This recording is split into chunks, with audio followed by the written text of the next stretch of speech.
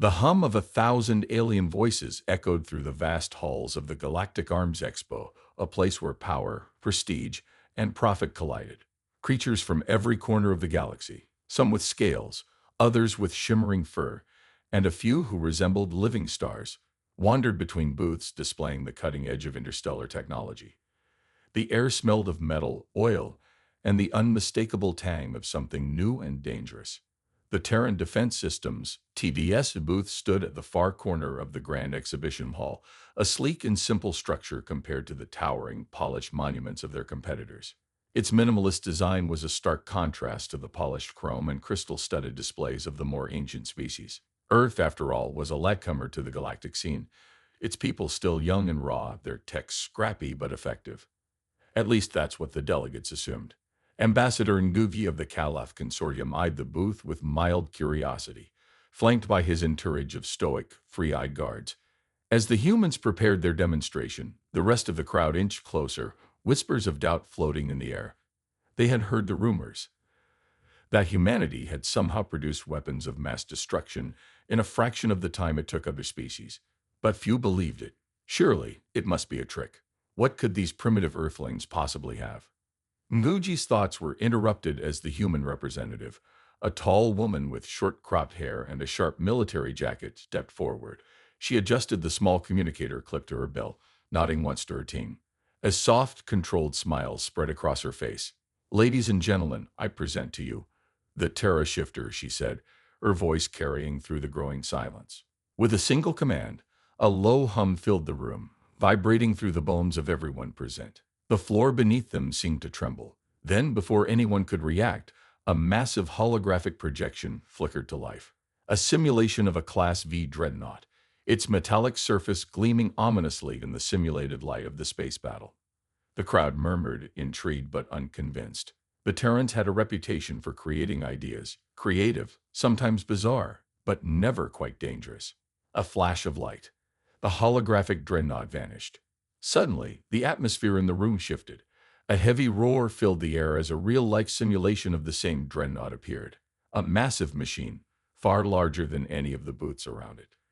Its hull was a jagged mess of black metal, the result of a collision with an asteroid field.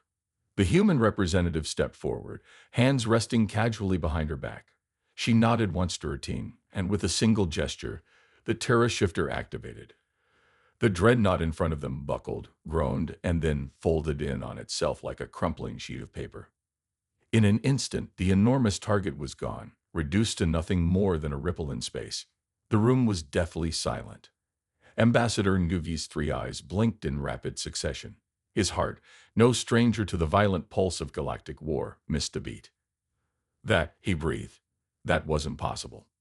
The human smiled again, her gaze never leaving his. "No, it wasn't, until we made it possible." The quiet buzz of the Galactic Arms Expo was slowly returning to life. But something had changed in the atmosphere. The crowd, once buzzing with skepticism, now swirled with a new kind of energy. Whispers filled the air like static, the lingering shock of the Terra Shifter's demonstration, casting a long shadow over the hall.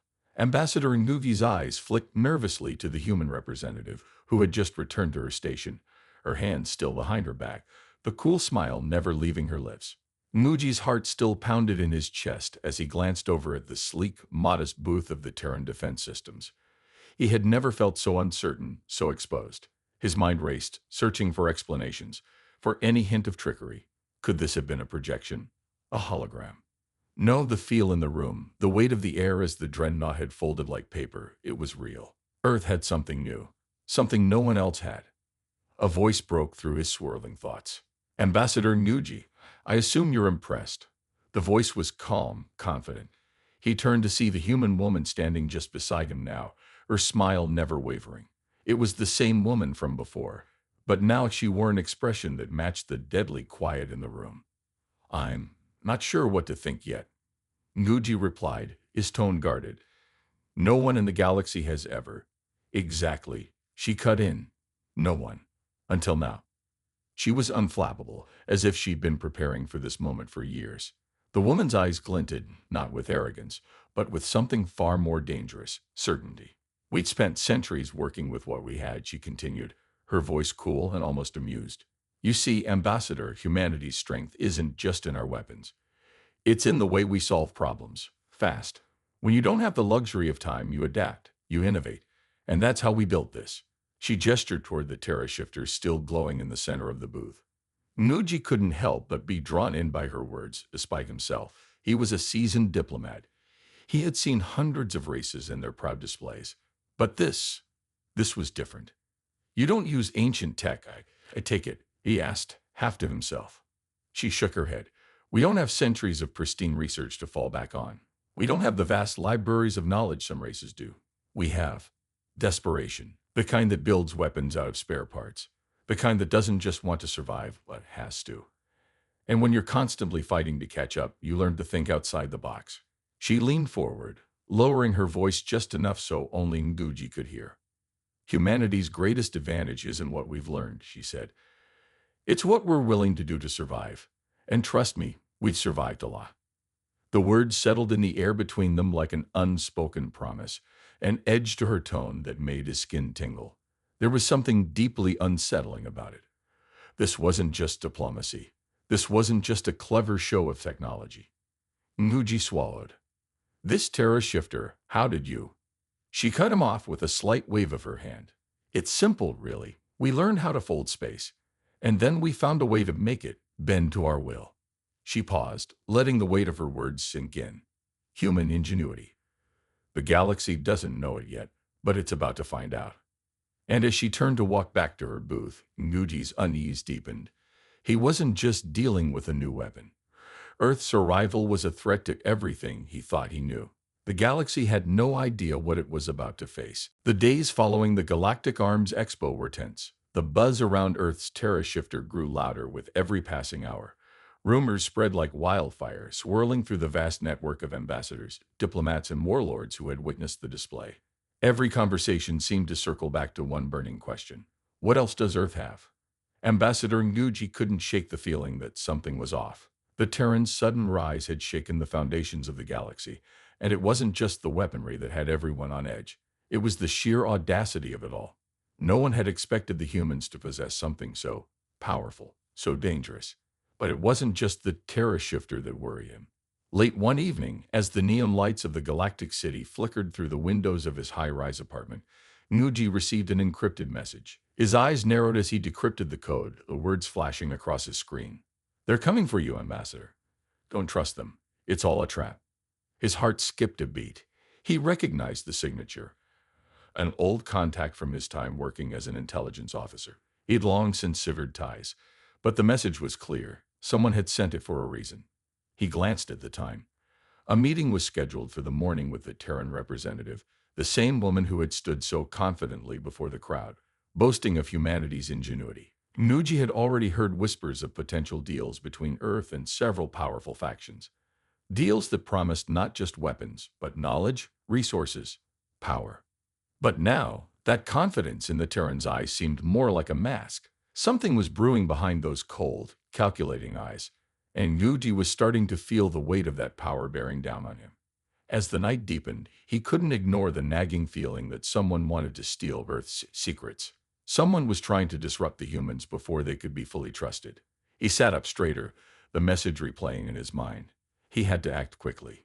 The next morning, as Nguji made his way to the meeting, he wasn't sure who he could trust anymore. His guards, ever loyal, followed closely behind, but they too seemed on edge. The city streets outside shimmered with the quiet hum of interstellar life, but something in the air felt wrong. It felt like a storm was brewing just beyond the horizon.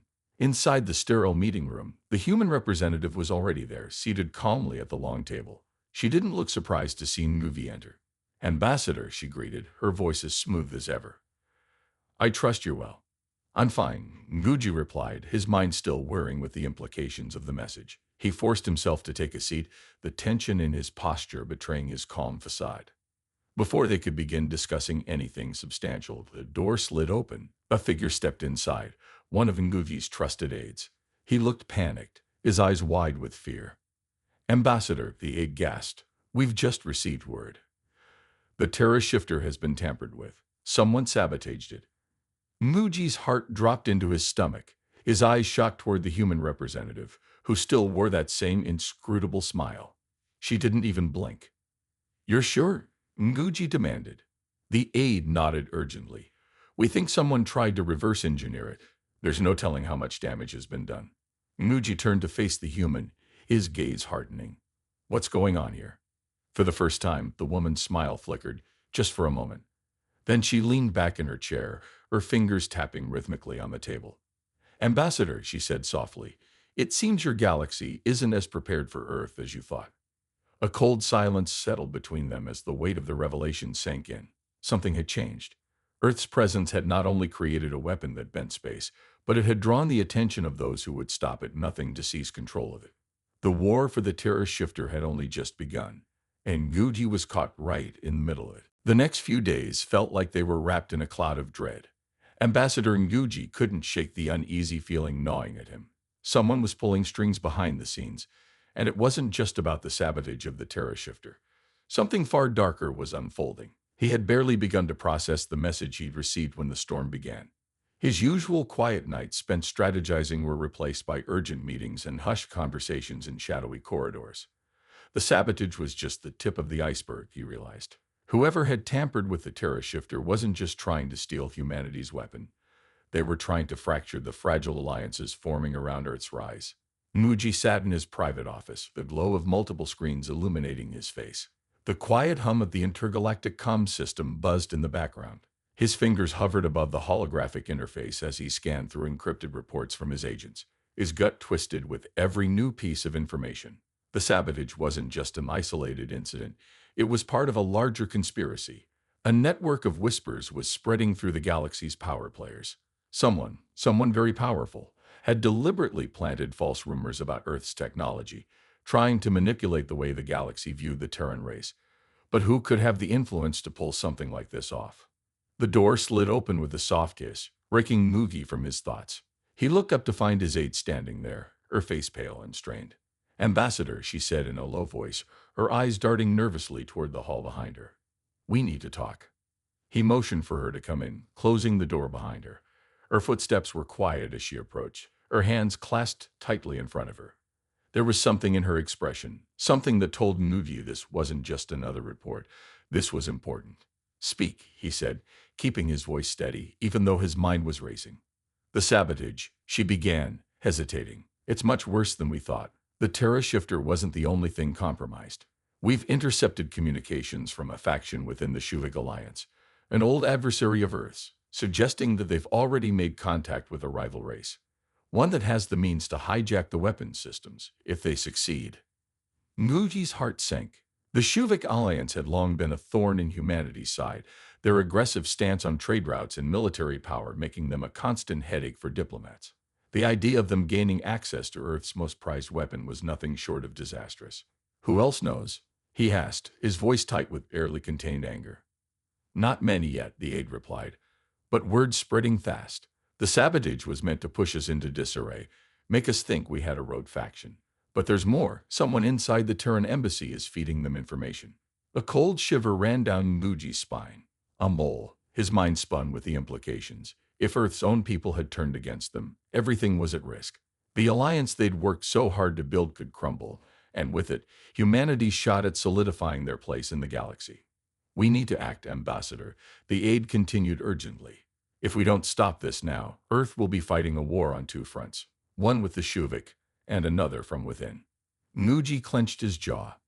Betrayal. It wasn't just a word. It was the tool that could unravel everything. "I'll arrange a meeting with the Terran representative," he said, his voice cold. "This time, it won't be just diplomacy." As the aide turned to leave, Ngugi's mind raced. There was no more room for subtlety. The time for games was over.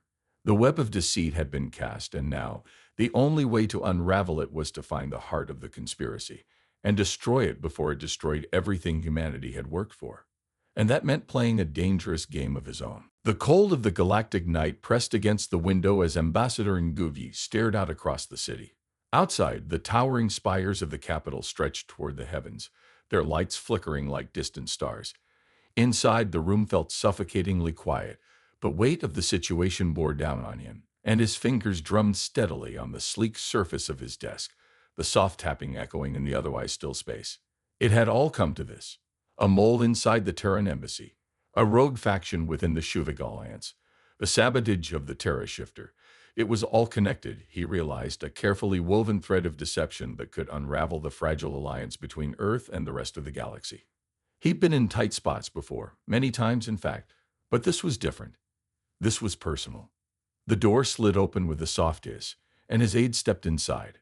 She looked more serious than he'd ever seen her normally steady posture now tense, almost rigid. In her hands, she carried a sleek black datapad, the encrypted message displayed across its surface. "Ambassador," she said, her voice low. "We have a lead. The mole inside the embassy. We've tracked down his location." Nguji straightened, his heart picking up speed. "Where?" "An abandoned warehouse on the outskirts of the city. No surveillance, no witnesses.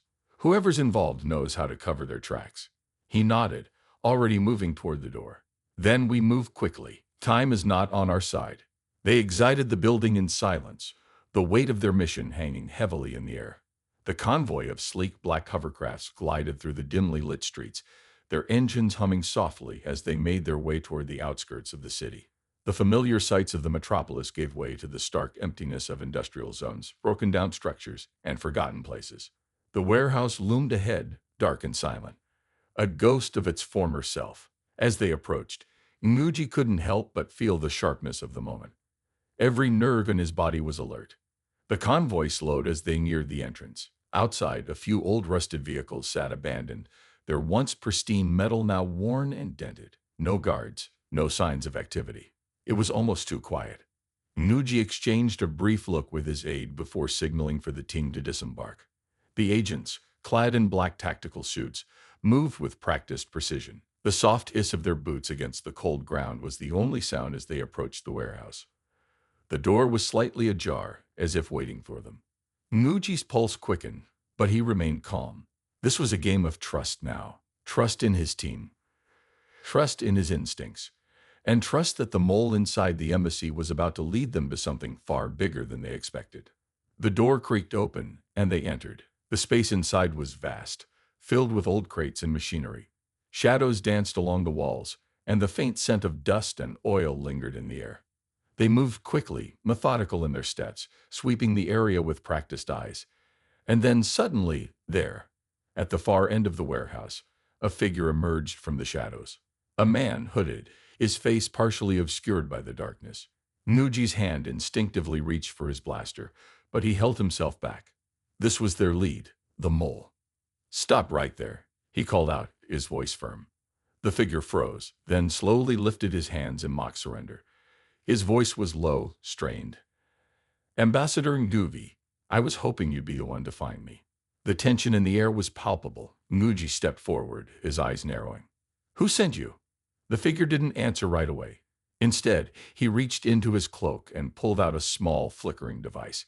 He tossed it toward Nguji, and the moment it landed, a bright flash of light erupted, blinding them all.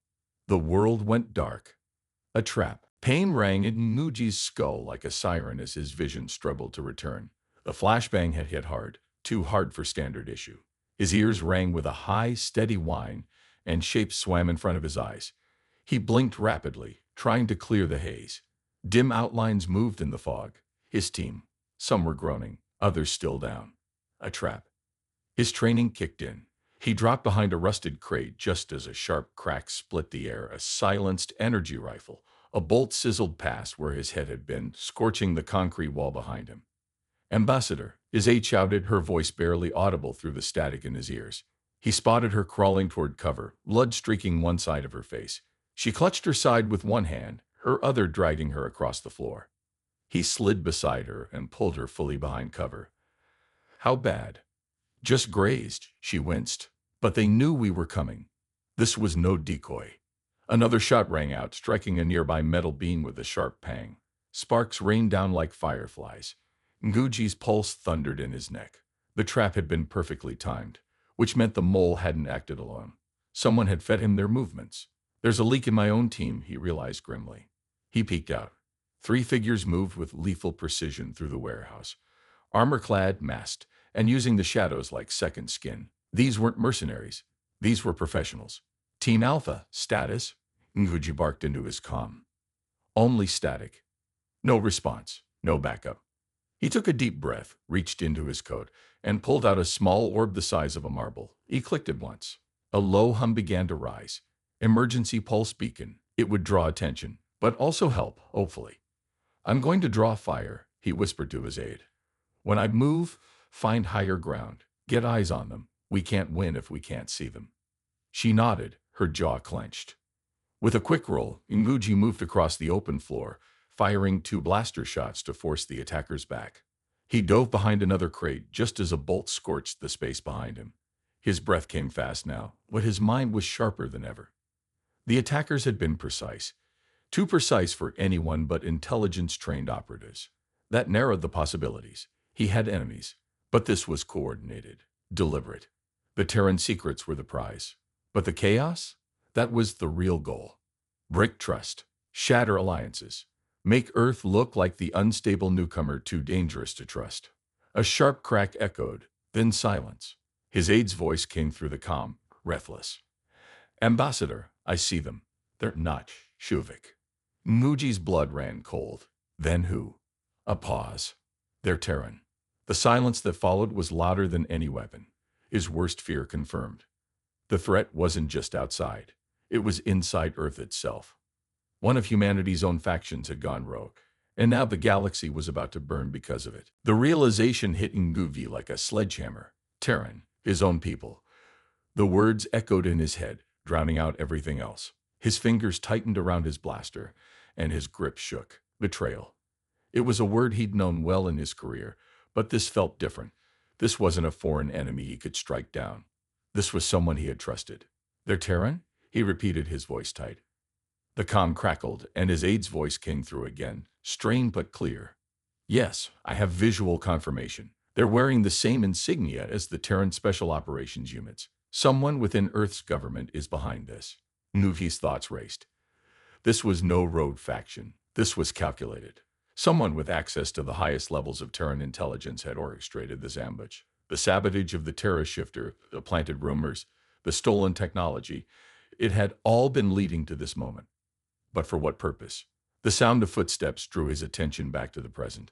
The figures in the shadows were closing in. He could hear the faint hum of their specialized boots on the concrete floor, the swish of their cloaks. They were moving in. Get ready, Nguji whispered, turning to his aide. She nodded, her hand tight around her sidearm, her eyes sharp despite the pain. He didn't have time to think, only to act. Without warning, he sprang from behind the crate, firing 2 quick bursts from his blaster. The shots lit up the warehouse with blinding flashes, but the targets were fast, too fast. The first figure ducked, the second rolled to the side, narrowly missing a bolt that would have blasted through his shoulder. Another shot rang out, closer this time. The bolt grazed the top of Nguvi's head, and he dropped low, retreating behind a column for cover. His breathing came in sharp, quick bursts. He could hear the thump-thump-thump of his heart pounding in his ears, but he couldn't afford to panic. Not now.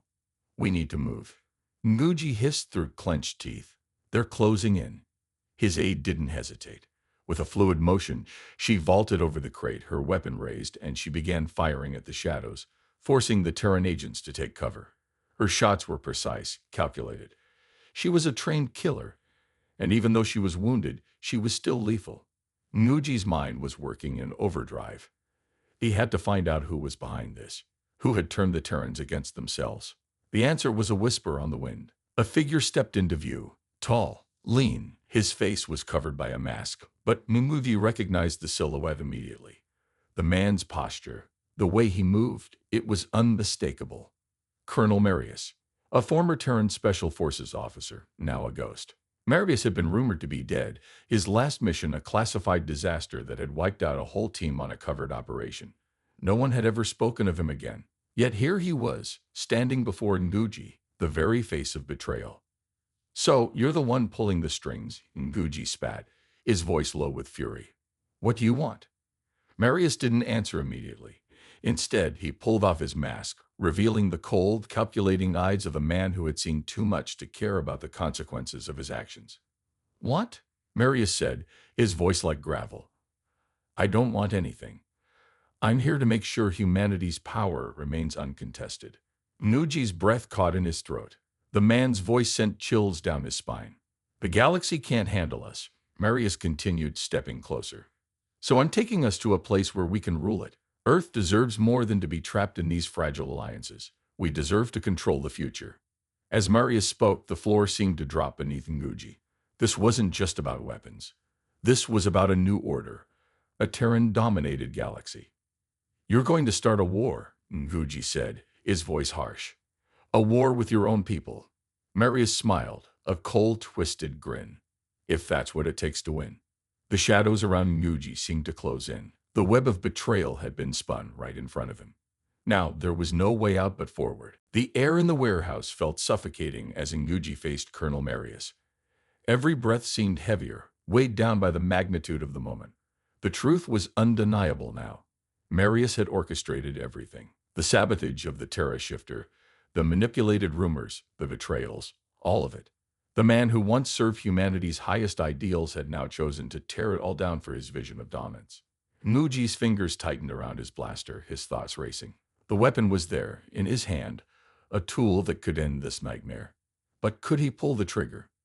You've crossed the line, Marius, Nguji said, his voice steady despite the chaos swirling in his mind. This isn't about power. It's about control. And that's not something humanity should strive for. Marius laughed, a dark, humorless sound that echoed through the silence of the warehouse. Control is the only thing that matters, Ambassador.